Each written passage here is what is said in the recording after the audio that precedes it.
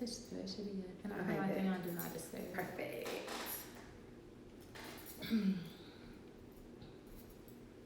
Aw, hey Sky. Ready. Aw, hey Nia.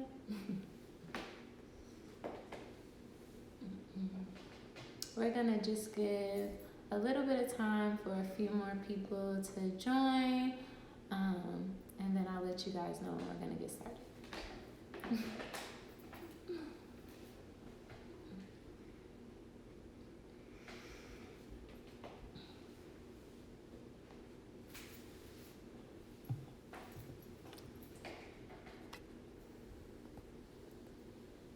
Hey, Rye. The tilt. The tilt. I know. I was trying to. Let me see. Okay. Hey, Nia. Aw. Okay, we're gonna give like a few more minutes. We'll give a little bit more time, and then we'll get started. Hey, y'all. Okay. It's 6:30, so I want to be vigilant of everybody's time. So we're gonna go ahead and get started. First, I want to start out by just thanking Nia Ballard, and NC Mag for just being willing to like collaborate and allowing us to like use this platform to create this space to talk about mental health and just the importance of having these critical conversations and like a space to ask questions. My name is Jose Maldrew. I am from Flint, Michigan. I am a licensed associate professional counselor here in the state of Georgia, and I'm currently working as a mental health therapist for underserved youth in 2 middle schools in Fulton and DeKalb counties.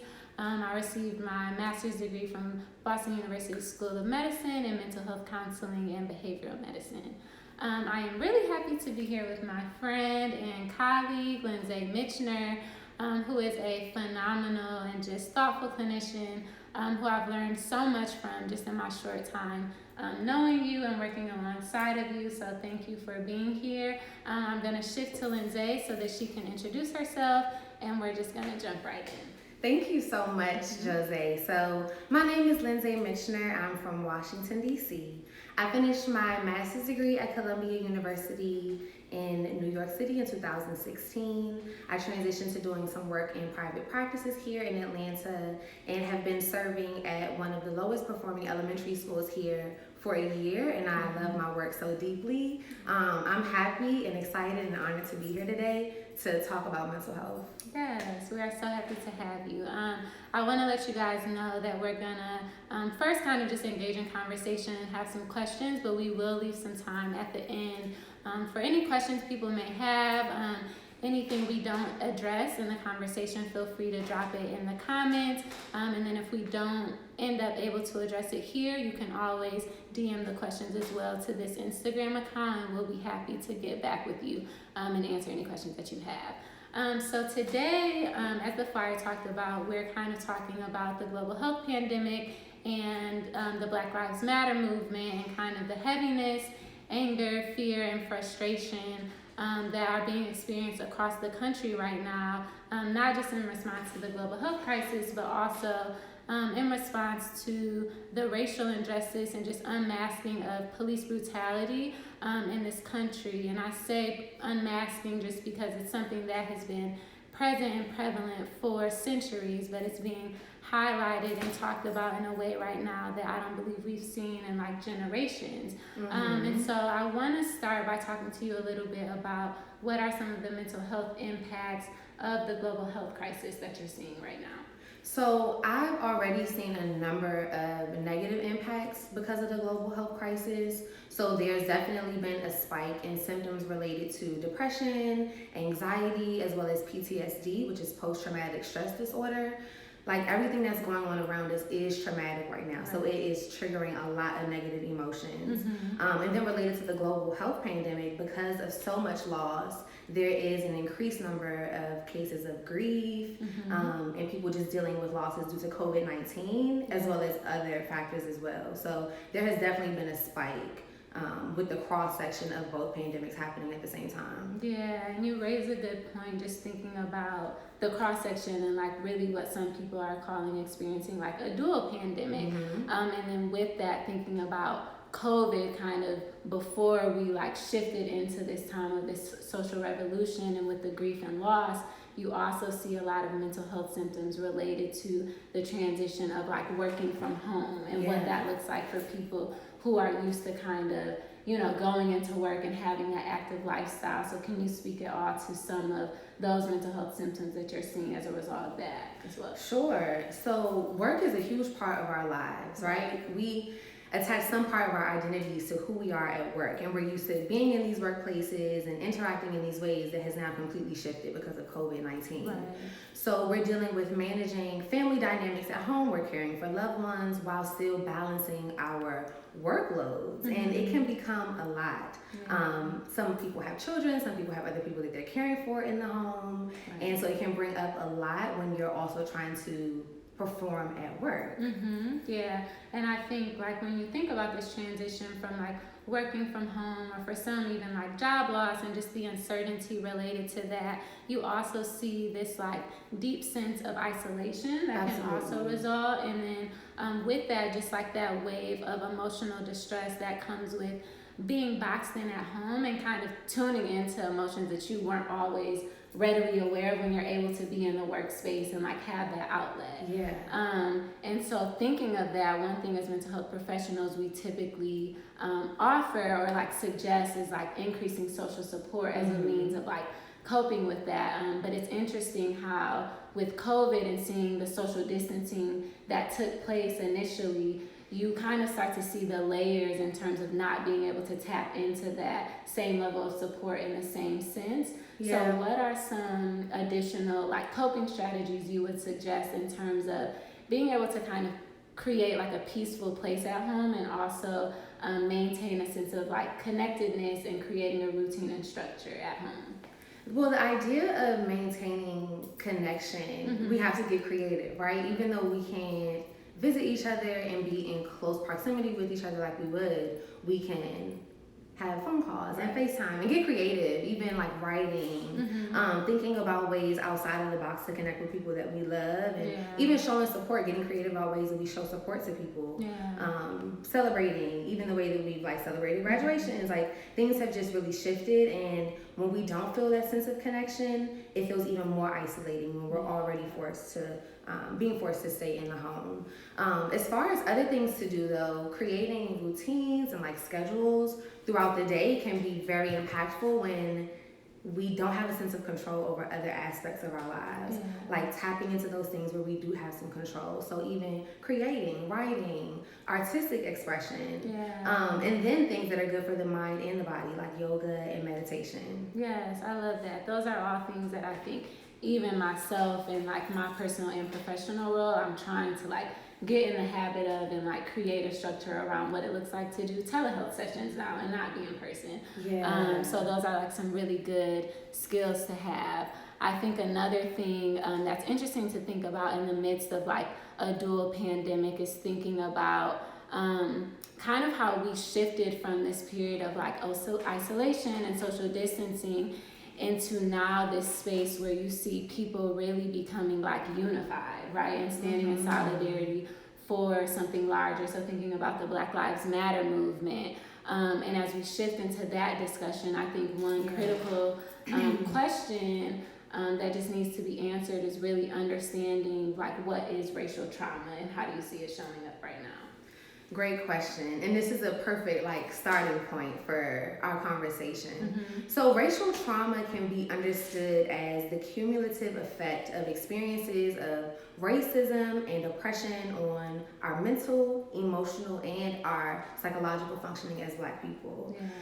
So this is a result of a number of different experiences, and it even extends outside of our own experiences, but to experiences of people in our lineage, or even our ancestors. Yeah. So then we're thinking on a larger scale to the traumatic experiences that we experience as a community, Right. and the impact that that has on us today, on our minds and on our emotional well-being. Yeah, and when you think about racial trauma, it can be very varied in its experiences and how people like internalize it and understand the interactions. And so when you think about that, what are some specific like events or circumstances that can kind of take place prior to really experiencing that racial trauma to let you know that that's what you're experiencing? So it can be a range of things, right? It can be something like a microaggression that you experience in the workplace, blatant racism or discrimination, outward hostility, isolation or avoidance because of your blackness, right? So we as Black people, we have to experience ourselves as racial beings in a way that our white counterparts don't. We have to show up in our Black bodies everywhere we go. That alone comes with a certain amount of trauma. Yeah, absolutely. I think like that point just like rang true about like being just racial beings and like what it's like to always have to live with that in the forefront of your mind and like be thoughtful about how you're showing up in a space, how you're negotiating your identity in different settings. And you bring up a good point about those different settings, right? Yeah. So even though we might not think about it, racial trauma impacts us in ways that we may realize and ways that we may not realize, from the way that we shop in the mall to the way that we show up at work or in an interview, the way that we navigate throughout our communities, and the way that we show up in the world as a whole. So each of those settings, racial trauma is relevant and real, and it's something that we have to start talking more about. Yes, absolutely. And I think with starting to get into that space where we're like having these conversations about racial trauma and like what it is and how we name it, it really makes me think too about how empowering that can be. And so as you continue to like give insight into what racial trauma is,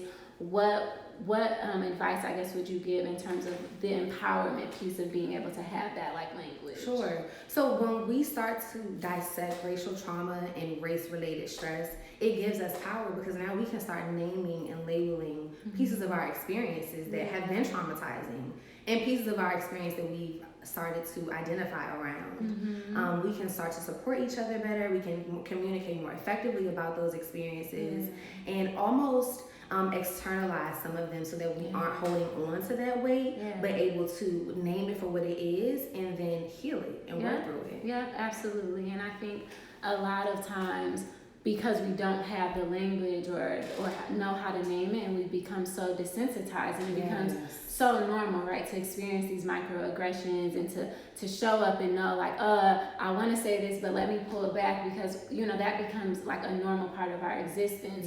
But when you take that power and kind of, you know, name it and label it as like, this is a function of racial trauma and what I have experienced as well as like Black people around the world, it really becomes normalized and kind of validated as well. For sure.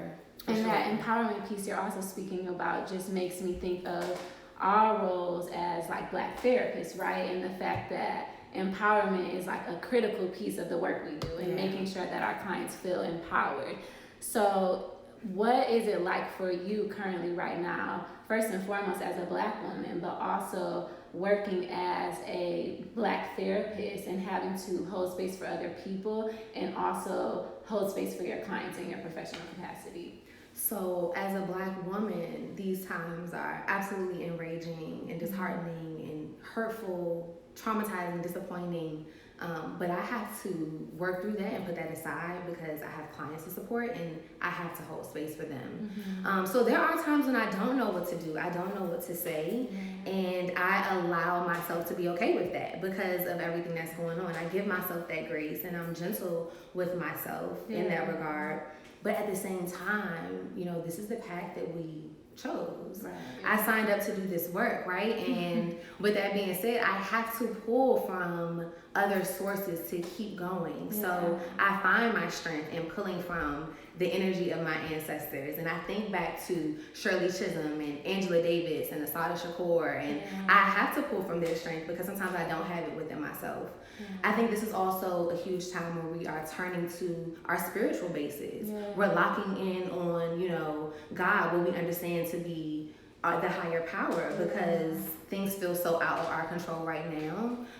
So that's another thing. But like I said, dedicating ourselves to this work, it comes with the territory. So even when it's hard, you know, I just find it within me to keep pushing through to hold space for those clients. Yeah, absolutely. And I think also thinking about the role that self-care can play in this too. I think when I think about myself as a Black therapist, like you said, just there are times where you really want to like just check out, you know. Literally. It's like I want to like hold this space, but I don't even know how to fully show up presently as myself because of my own trauma that I'm trying to like process.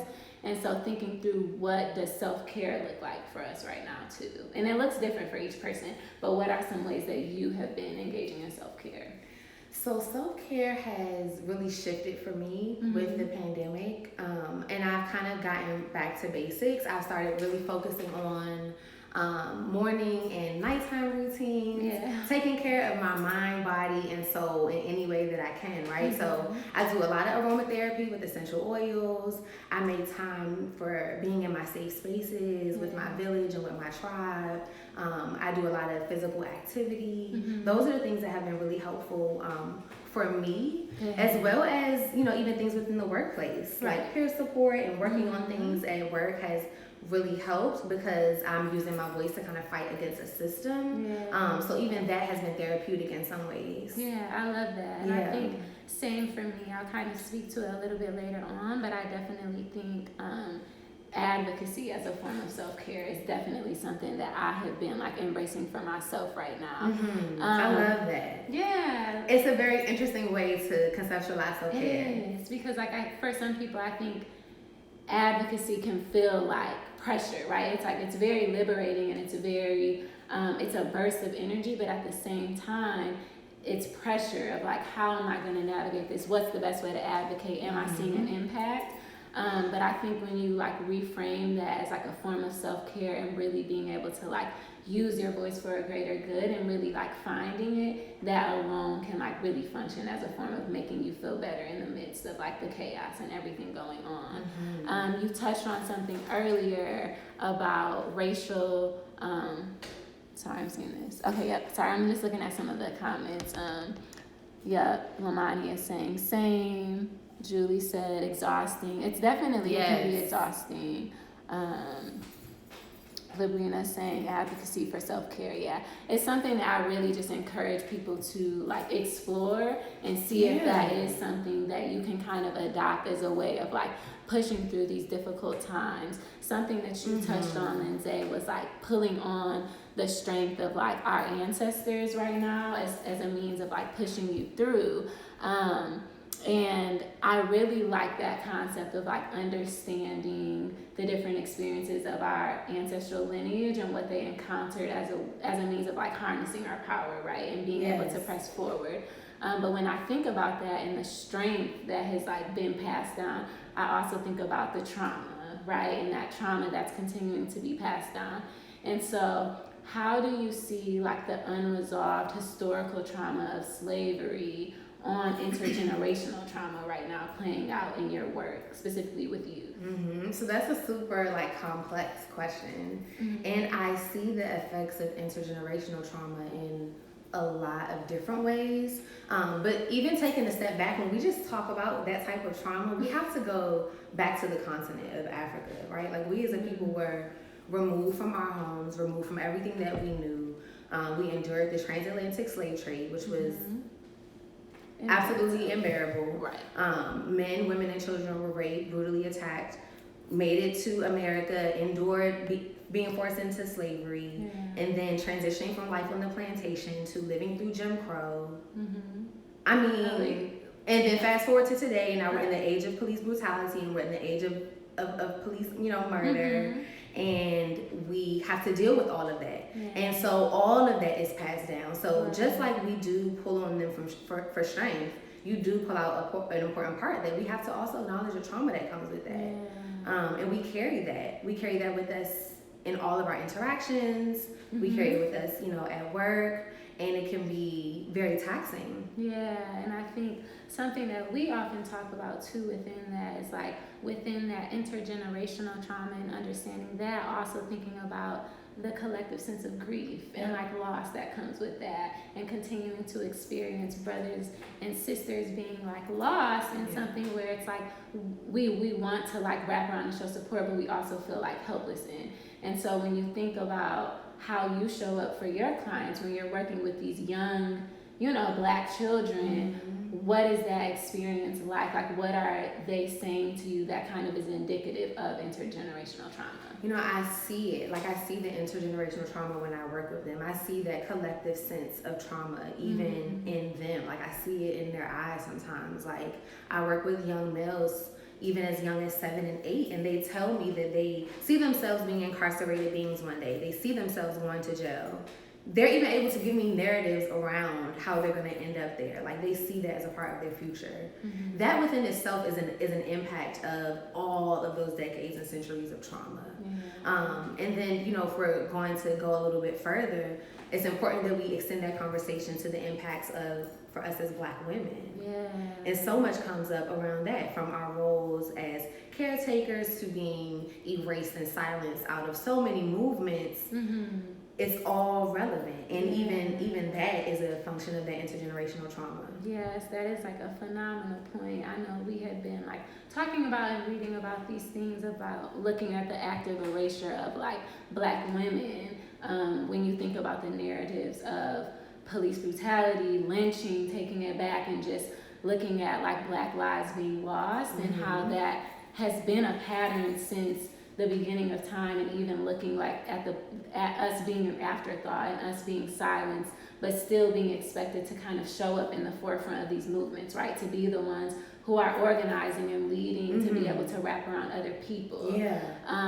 And so it's a difficult space. And can I just jump in? You know, not only are we functioning at the forefront of those movements, sisters have always been the backbone of those movements too. Yet, where is the community when we are the hashtag, right?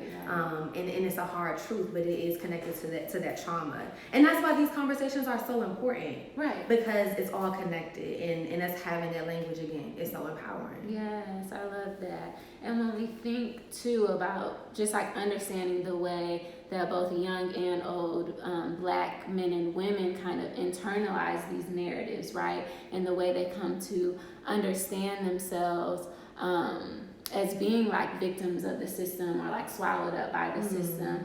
I think you start to see the people who actually do fall victim to the system kind of shift into becoming this image for something larger than themselves, right? So when you look at people who are becoming victims of police brutality, they kind of become like these vessels and symbols for their story to be like amplified, right? Because we need a larger message to like push this movement. We need you guys to see us. We need you to hear us.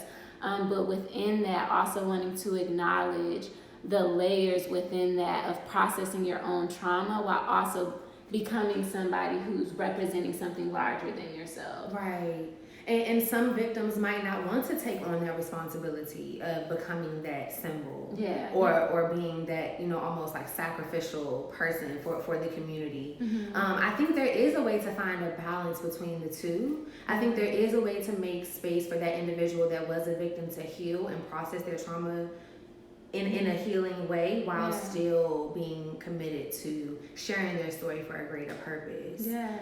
But by sharing that story, we have to talk about re-traumatization, which happens every time they retell that story, which can also lead to negative mental health impacts. So it's like that toss-up of just like one, like knowing yourself and understanding how you feel like you are going to like kind of take ownership and like process that story on your own, and being able to look at the retelling of it for the movement as a healing process, right? And as something that is almost allowing you to externalize that experience and connect with other Black brothers and sisters who have also experienced that and wanting to join and working for something larger, but also knowing that it's okay to like create those boundaries too, as someone who's experienced that trauma, and not feeling like you can now be the voice, and that you can now be this person to have to retell your story in order for people to get it, in order for people to hear it. Yep. Also, something I wanted to touch on is kind of looking at how, in many ways, we as Black people become symbols in our workplace, in school settings, and just like how we show up in the world, like how we function, right? And so sometimes that means we're tokenized. Sometimes that means we are the mouthpiece in the room expected to speak for all Black people, and other times it looks like us educating, like advocating, organizing, and doing everything in between on top of our jobs, right? On top of still working this 40-hour work week where we're expected to show up and be present. And so considering that for Black people who are struggling with like their personal versus professional life right now, specifically those who are working for organizations who haven't made a statement or who haven't, really taken action to like stand with the Black Lives Matter movement, how do you suggest that Black employees kind of navigate that space and kind of stand in solidarity with others to combat that? So the first part is unifying. Yeah. Getting on one accord, being aligned as a subgroup within the organization. And even for some employees where the organization has made a statement, the statement, it maybe didn't sit well with you. Maybe the statement that was put out didn't address the things that you needed it to. And it still didn't make you feel seen or heard or valued as a Black person that's struggling right now. You brought up the point of advocacy earlier as far as self-care. So after we unify and after we organize, there's power in numbers, and we can stand together and reach out to executive leadership teams, push forward, push against status quo, even in the workplace when it feels threatening. Right. I love that. I like the idea of still pressing forward even when something feels threatening, because I think that's something that we experience a lot, is just this like questioning ourselves of like, how do we navigate this? Like, how do we advocate for ourselves and also our larger community without feeling like, okay, like now I might lose my job, or now I'm going to be this person that has all of these negative things associated with them within the company for standing up and for being willing to speak out. And I think a larger conversation that's also happening when you talk about using advocacy and like being able to like speak up is for people who feel like they don't necessarily know what their role or function is right now within the movement. I've noticed a lot of that. Yeah. And so like what is your advice in terms of how people can kind of figure out what their role and function is within the movement and feeling comfortable with that? Well, I think it goes to a point that you said earlier about like knowing yourself.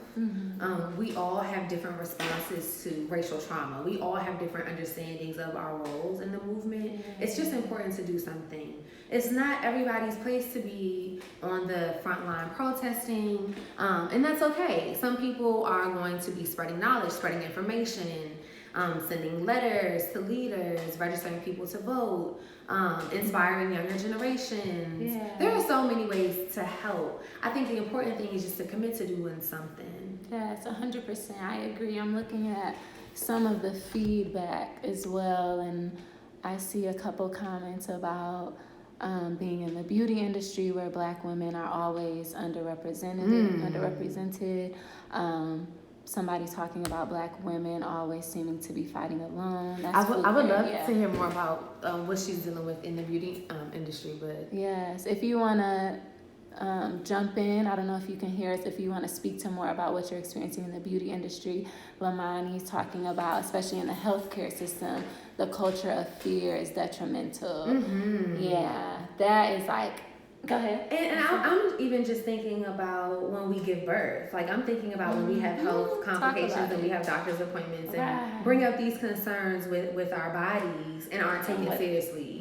Or are discounted. We have so many examples, including Serena Williams, of what happens when we as Black women aren't honored in the medical space. Yeah, and then having to advocate for that, and then in Lamani's instance, because I know her, showing up as the healthcare professional and then working in that space alongside these coworkers that already have these narratives about you and being able to advocate and push against them for your client, but also for yourself, right? Because I'm a Black doctor, and I understand this in a different way because of racial trauma. And so it's my duty to kind of honor her and to be able to speak up. Yeah. So excellent point. Fear is absolutely detrimental. Yeah, Marcia said individuals with privilege need to be at the forefront of the advocacy. That's a really good point and interesting view. I love that you put that in here because I think that's hard for some people to accept, right? Say more about that. I think this idea of individuals with privilege being at the forefront, like you talked about earlier, is threatening for some people, right? And I think because of that threat, and this is a point that we were going to touch on too a little bit later, is thinking about especially like allies who are trying to show up right now, who don't really know how to navigate it, or who feel like it's so anxiety provoking because there's misinformation and they're not sure how to show up. But being at the forefront is so critical because of the advantage that you've already been given, because we can sit all day as Black people and have these conversations. Literally right? all day. We do it every day. Like we're constantly engaging in these conversations. Because we have to think about this stuff in a way that they don't. And so I've never even thought about that. Like they need to be at the forefront of like that advocacy. Like where it also matters. Not just in the protests, but also like staying with us when we are fighting leadership teams and staying with us when we are going up against bigger and larger systems. Right. And we need that presence and that support and that backbone. I know conversations I have too with some of my friends is looking at like conversations that are happening in workspaces where, Zooms are happening, different calls, and like things are being called, but like the main voices you're hearing are Black people and people of color, and like the white people are kind of falling silent. These people who may have like reached out to you personally, may have done things, on that level, but they don't yet feel comfortable being pushed in that forefront. That's like the rocky ground to them. It's like, I support you and I want to wrap around, but there's like a threshold, right, to that support. There's a threshold to how much I'm willing to like be your ally. Yeah, because I'm not gonna sacrifice my job security or my name or my, reputation to stand with you and to fight with you. So at what point does it end? Yeah. Or are you truly committed to being an ally no matter what you end up facing? Yeah, and I think that's the work, right? That's the hard part. Yeah. And that's the like learning and unlearning that take place in those conversations for those who are curious and who really do want to be allies or are allies, is being willing to like kind of push through those uncomfortable feelings and like that anxiety, and join with us and like having those conversations and feeling comfortable, being in the forefront and knowing that like we support y'all. Like the same way we are telling you to like join with us and like have these conversations, you don't have to feel threatened because we gonna be there. We're not backing down. And so I think for them, it's being shifted into a different position that you've never had to occupy as a person of privilege, right? So not having to really think about all of these consequences that might come up if I speak out or if I push against, which is something that we really have to be mindful of. But I think it's something that, we do have to be gentle of and like just mindful about, even as like Black people, when we are having these conversations with allies, because I do think they have a significant amount of anxiety, and I do think that they get stuck sometimes and not feeling like anything they do is right or like they know what to do. But I think, like you said, it comes down to like do something with pure intention, right? Do something with pure intention of really wanting to uplift, support, and like create a larger change. Yep. Okay, you have well said. Thank you, Lindsay. Okay, There was another point that I wanted to touch on that we kind of shifted off of in our conversation, and it was just thinking about Boundaries? In light of social media as well. So like right now, a lot of people, you mentioned earlier talking about like you talked about kind of this overexposure sometimes of media or like misinformation, all these different things. And so what do you think are some negative implications as a result of like excessive media exposure and messaging right now? So some of the negative implications of the media exposure are what we've already talked a little bit about, which is re-traumatization. When certain videos and when certain content comes out and we watch it and rewatch it, we re-experience that trauma again and again and again. Yeah. And sometimes with like these issues of police brutality, it's like you can't look away. Right. It's like you are going to watch all 8 minutes. You know what I'm saying? Yeah. And that re-traumatizes us. It has an impact on us. Every time we consume content, everything that you consume has an impact on you in some way. Yeah. And so we have to create like boundaries and limitations around that, because overexposure can create almost a hyper vigilance and a hypersensitivity to racial. Yeah. I mean, racial injustice is racial trauma as a whole, but then also like just racial interactions, period. It can start to kind of cloud and shift your perspective because you're consuming so much of that content. Yeah, and I think we fall into that, like as professionals, just as people, as human beings, like it's normal. And I think a lot of people have been speaking to that, in terms of just like the anger they're feeling, the rage, when it's like you're getting on these calls and like on Zoom having to look at your white counterparts and like you're angry, and there's this hypervigilance, this fear, this anger because you've internalized and took in so much on this media. I would even say like sometimes, and maybe this is just me, but sometimes it's like triggering seeing like white faces on the screen sometimes when you don't know if it's safe, when you don't know if those people understand the struggle, and you don't know if they care about what's happening to Black people. Yeah. But yet we have to engage and we have to interact, and it doesn't feel safe all the time. Yeah, and I think it's unfortunate because sometimes, you know, those are faces that are safe, right? Those are faces that like do genuinely care and do want to show up. Yeah. And it's like now that kind of can sometimes become discounted because of our mental health impacts of having this trauma of being hypervigilant. Yeah. And so go ahead. I was just going to say, I do want to speak back to the point about like media exposure and overexposure, right? So some of this comes down to self-discipline. And I like to think of discipline being a very high form of like self-love. I think we inadvertently open some of these apps and consume some of this content, and we have to be a little bit more mindful and more thoughtful about the things that we're doing. Like everything that we do should have intention behind it. Everything. Yeah. And so when we are like looking on the app, like maybe carving out time to go to certain news outlets, carving out time to engage in certain social media platforms, and saying no to certain conversations, like not participating in certain dialogues when you don't have it within you to participate. That's okay. Yes, 100%.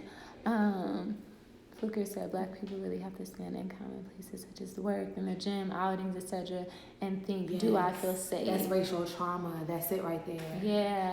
That's a function of that racial trauma. The fact that we even have to go through that thought process. Not, well, what am I going to do for my workout? Or not, how am I going to excel at work today? But like, am I going to be alive? Am I going to be okay? Am I going to be perceived in a certain way? Yeah. All those different themes.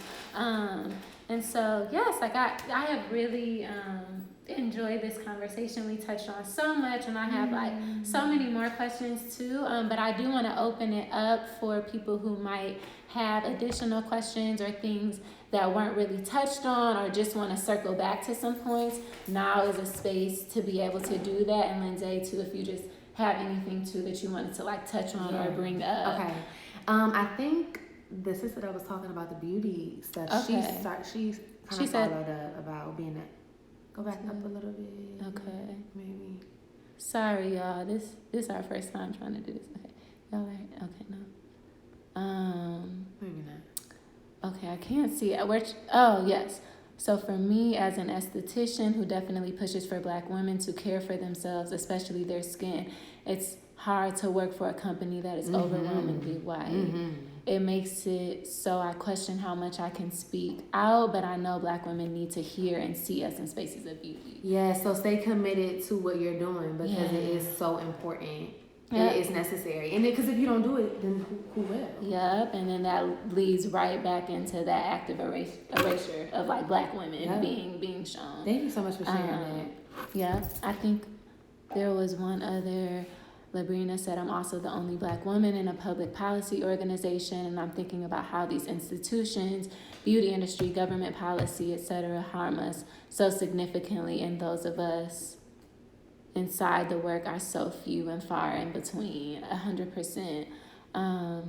Sorry guys, I'm not trying to like read all the comments out loud. I'm trying to see if there's any questions. Okay, Eastland asked a question. She said, what's the balance between them advocating for us and empowering us? I don't want our message to be lost by not allowing us the platform to speak.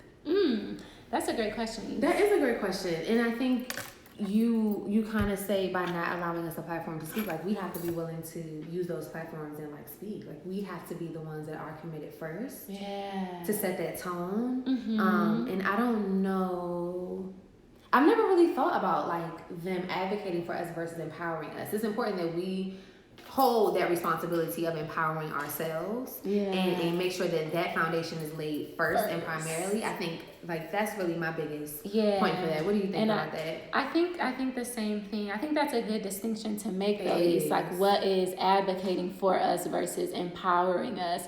And I think sometimes that empowerment piece is just like it's a part of the advocacy, if that makes sense. It's a part of them showing up and creating a space. Even if I speak about a movement that I've been seeing going on, I don't know if I want to call it a movement, but I don't know if you guys have seen the Share the Mic series that is happening on Instagram right now, where specific white women are allowing Black women to take over their Instagram accounts to like reach a larger audience for people who have a far reach, but it's like more, it's, you know, a lot of their followers are like white, and it's just creating that space to be able to empower them to step into a different platform and to be able to reach a subset of people that maybe like you couldn't reach on your own.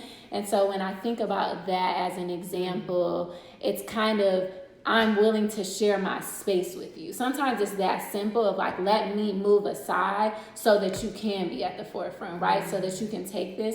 And I think for some people, it's not easy for them to kind of fall back and allow Black people to really push forward so the message can be shared. So I think, like you said, is being able to like continue to like not let our own voices be lost, and us being able to like use our platform to speak, but also, you know, being okay with like sharing in that space with our allies and making it clear to them that it's important for them to create this space to be shared and to kind of lift us up so our voices can be amplified. I hope that answered your question. You good? Okay. Somebody said, let me see if there's any other questions. Guilty, the two of you. Okay. What are your favorite ways to ask, how are you, without asking, how are you? Damn, Scott, that's such a good question. That's a great question. I'm really thinking. Me too. Because I'm like, what do I say when I say to my client? That is such a good question, Scott. I mean, I don't know. I check in on like very basic levels of like high and low, like something positive, something negative. Yeah. Because there are so many like peaks and valleys, right? And so instead of me just asking like, how are you? Like, tell me one good thing, one bad thing. Right. Like, high point, your low point. One high point, one low point. And I think also like even getting to like removing the like broader term of just like how are you to like being more specific and to like how are you feeling, like how was your sleep, like did you get some sleep last night, like did you, all those different things are indicative of like a person's wellness and like how they're being. So I think sometimes removing like that layer of just a general how are you and like going straight to the like how are you sleeping, like were you able, like what were your thoughts about today, like what was on your mind, all of those things speak to how am I doing as an individual, like how am I showing up today. I like that. I like the focus on like basic parts of like your daily routine. Right. Like, did you rest today, or how did you rest? Because when we think about everything going on, we don't have a lot to hold on to. Yeah. And like I was saying earlier, things that are in our control. We need that. We need to tap into all of that right now. 100%. I'm trying to think of any other ways to ask how someone is doing. Me too. If you don't have anything, I'll keep. No, I think that's good. it. Yeah, hopefully that answered you, Scott. I hope so. That was a really good question. I'm trying to see if there's anything else that we're missing. I do just want to kind of go back to the point just about being a Black therapist right now. Okay. There's still a considerable amount of stigma in our community around mental health, around what it means, around getting help. And I'm committed to like breaking that stigma in any way that I can. Yeah. And so I just want to kind of put out a call to action to everybody that's like here right now. Like, it is okay to not be okay. It's okay to rely on people for help or get support that you need. Mental health is very real, and I don't know what more examples we need like in and out of the community to understand the depth of it. And yeah, that's all. I just want to make sure I put that out there. We needed that call to action because it literally, it's a part of our being. Like, it's a part of who we are, and like carving out that time. And I'm guilty of it myself, like as a Black therapist. Me but too. like just acknowledging and like saying like, you know, it's okay. It's okay that I'm not okay. It's okay that I don't know what to say, don't know how to say it, don't know what my next step is. Like all of those things. I want you to feel normalized and validated that you're not alone in that experience, and also knowing that like, you know, seek help if you need it. Like, get a therapist. Like, talk to somebody. We here. Outside. We here. We here. We here for you. And you know, just like make time to like talk to somebody outside of maybe your normal circle or the people that you're continuing to have these conversations with, and you may see a shift in, you know, the depth of like your willingness to explore your mental health. We had another question. Go ahead. How do you ladies handle having these sensitive conversations with your white coworkers, friends, without letting emotion get in the way? I don't think there is such thing as not letting emotion get in the way. Well, I won't say get in the way. It's definitely going to be present and active. Yeah. I think checking in with yourself, being in tune with where you are before the conversation starts, setting intentions going into the conversation, and making sure that, you know, it is actually a safe space.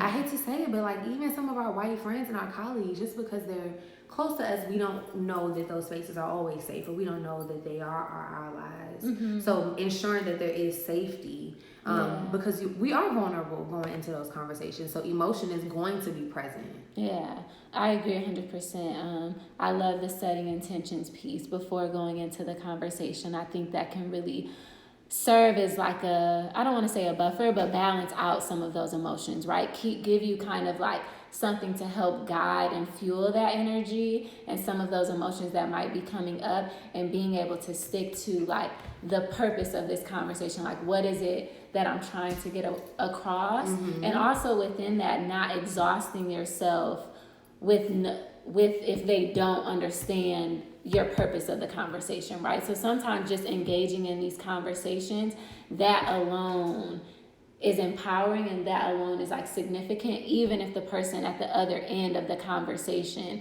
is not fully receiving it or hearing what you're trying to say. So not letting emotions get even further kind of ignited by being frustrated with their lack of like receptiveness. I think going in with some intention around that too, and knowing that there are different levels of understanding and how people can make sense of what you're trying to explain to them in the moment. Yeah, and you know, you can be experiencing a range of emotion going into those conversations. Yes. Fuker said, what can Black men do better in terms of supporting Black women in general and in times like this? Protesting, pandemic, health, work relations, all that. That's a good question. What an awesome question. Like, my heart is warm right now. So there are a lot of things that you can do, right? And you can start anywhere. You can start on any scale.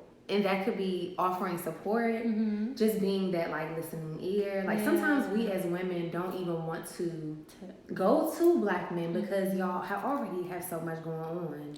and we're so used to internalizing our stuff. Yeah. Sometimes it could just be as simple as like being a listening ear, just being a support system, Mm-hmm. or pouring into a woman, telling a woman, you know, that you see her, that you're proud of what she's doing. Yeah. You know, just sometimes being acknowledged and being seen by the brothers is like what we That's need. what we need. Yeah. Especially when we are at the front line of the protest and we're at the back line of the protest and we're home with children and we, you know, carrying it all like on our back. So that acknowledgement piece. Giving to Black female-owned companies or supporting Black female-owned businesses. Yeah. How else can they help us? Woo! We got a list of stuff. What else? Hooper, I could give you a list. That was good. What you got? What I got? Yeah, I'm trying to think. I'm trying to think. You hit a lot of good points. One of the things I was going to speak to was the acknowledgement piece and just like in terms of showing up. I also think too, and this is like simple sometimes or may seem small, but really like making space to engage in discussion around like say her name and like the women who like have been silenced and who have been left out of the narrative.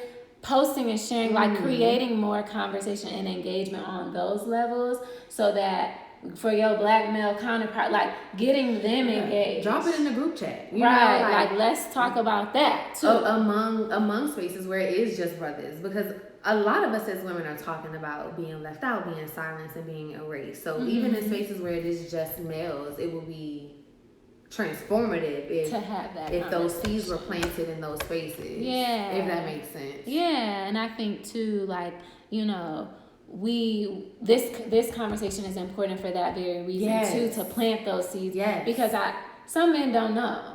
Like they really don't. Like I think some men don't fully grasp or understand that like Black women have that experience of feeling like they have been silenced and like an afterthought. So I think being vocal about that too as women to say like this is what we need. We do need to normalize being direct. I love that, and it's being assertive. I think sometimes we are seen as being too demanding or aggressive when we're direct and expressing our needs as Black women. Yeah, that's a part of the intergenerational trauma we were just talking about.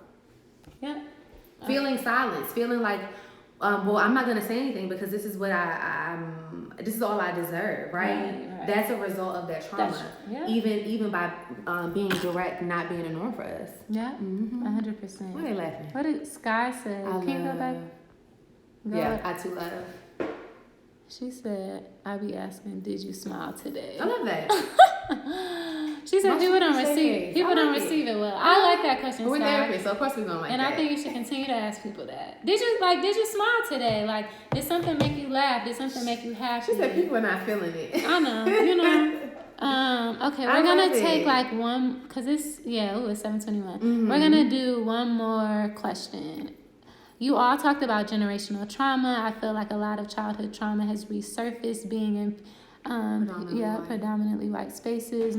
Maybe think you're normalized. Do you have any advice on working through that? Let me read the question again. Yeah, working through it specifically. Maybe think you. East, I don't know if you're still on here. I think, you all talked about generational trauma. Oh, she's saying she feels a lot of childhood trauma resurfacing in these spaces. And how do you work through that? Well, the first thing in working through childhood trauma is like going back through those like memories, talking through those narratives. There's a therapeutic approach called traumatic focused cognitive behavioral therapy. Also known as TFCBT, and it's a very useful approach when we are addressing childhood trauma, childhood physical, sexual, mental, emotional abuse, and it requires going back and creating a narrative, digging, touching those hard memories, going to those hard places, talking through it, unpacking it to heal. And so the question was, how do I do that? You know, I would definitely, again, I'm a huge proponent for getting support, seeking support, get help that you need, because it's empowering and you healing will allow you to live a life where you're not bound by those childhood traumas. And I love that you brought up that this time is causing that stuff to resurface. resurface, because you're absolutely right. Yeah, and I think you can function a lot more freely once you start to do that work, and once you tap in to like seeking the support you need to be able to process those traumas. I think, and I am guilty of this as well, but we try and heal on our own a lot, especially as Black women, because we've carried the torch in many ways, and we feel like we have a lot of insight into our own selves already. And so we see ourselves kind of feeling like, okay, like I can take this on. I kind of understand what this is stemming from. I know how to like move past this, because we're resilient people, right? That's what we do. So like I'm gonna kind of take this on myself, and I'm gonna like touch the places that I feel like I need to touch, and then kind of keep moving. But sometimes it's necessary to do that deeper work of like getting a therapist and like doing like TFCBT, and really having other parts like acknowledged and raised for you in a way that you wouldn't have even thought about. Like sometimes that's the work of therapists, is like stuff that we don't recognize for ourselves. They can kind of help guide and bring you back to that, so that you can unpack it and understand it for what it is, and how it's impacting you in terms of how you're able to like interact with people on a daily basis, how you're able to show up in the world. Okay, dang, I said that was gonna be our last question. We can take more. And I love the language that you use about like being free from that, because childhood traumas and trauma period, you know, it binds you up, it ties you to certain things, it ties you to those negative experiences, and then that plays out. So when you heal and when you do your work, and there are a lot of different ways to do that work, you do start to loosen those bonds, and you release those chains, and you can live a life that's, you know, just liberated. Yeah, it feels so much better. Okay, let me read this question. And for those who have to go, like we know it's running on. We just want to take a couple more questions. How do you balance talking about the parts of our mental health we have control over and consistently experiencing societal trauma? Whew. So when we think about societal trauma, you know, that's ongoing trauma. We're actively experiencing and living in it. Right. So just by acknowledging that, it already kind of frames the way that you internalize your experiences, interact in the world. It's tough, because when we think about what we have control over, even that can be debatable. Like even when we think about the aspects of mental health that we do have a sense of control. What is control even? We don't even know what it looks like. But yeah, you're right. We are consistently experiencing it. And so we have to be aware of it, because that means that we have to be constantly healing ourselves. Yeah. We have to be in a constant state of healing as Black people. Yeah. Thank you for that question, Labrina. Thank you. I think maybe that was... Wait, dang, I'm supposed to say I missed the general. Thank y'all so much for the Thank questions. you guys. And the love. Yes, we're going to stop because we know it's been a lot. But thank you so much for like showing up, for staying on this long, because we've been talking. Yes. But wait. If y'all still taking questions. Okay, we're going to do one more. For those who have to go, I'm so sorry. I know. How do you help heal generational trauma with the Black men in your family? Start with yourself. Start healing yours first. You know, put your mask on first. Thank y'all so much for the love. Yeah. And that's a big question, you know, because there are layers to healing that trauma. Yeah, and I think also freeing yourself from feeling like you can even heal others, right? Feeling like you can take on the responsibility of healing the Black men in your family, because I think a lot of times that serves as another function of that trauma of like as Black women, and feeling like that is now our responsibility and our job, that we can help heal them. I think we have a function in it. I think we can support them, and I think our presence serves a big piece in their healing and their process of like finding themselves. But I also encourage, the same way you're working on self, and the same way you need to engage in that healing process on your own, using that as like the encouragement to the Black men in your family for them to seek their own healing, because there are limits to what we can do. Yeah, but some of the things that like are within our limits are creating those safe and open conversations. You know, allowing Black men to be vulnerable and to talk about vulnerability and to talk about authenticity.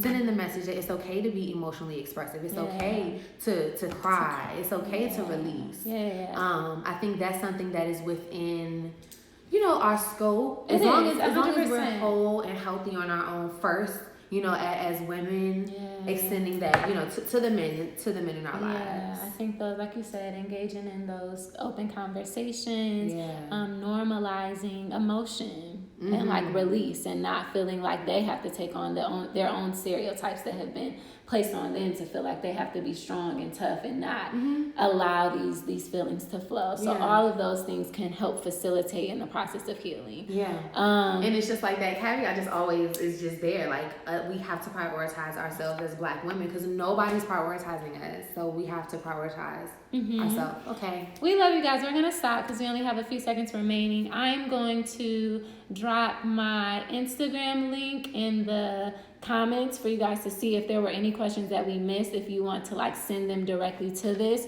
and I will make sure to like respond to you guys and give you an answer. Thank you again so much, y'all, for the love. We enjoyed this. Lindsay, I love you. Thank you for being here. Thank you so much. Black power to the people. Stay committed to the fight, y'all. Thank you so much for the love. Yes. We love y'all. All right. I mean, that was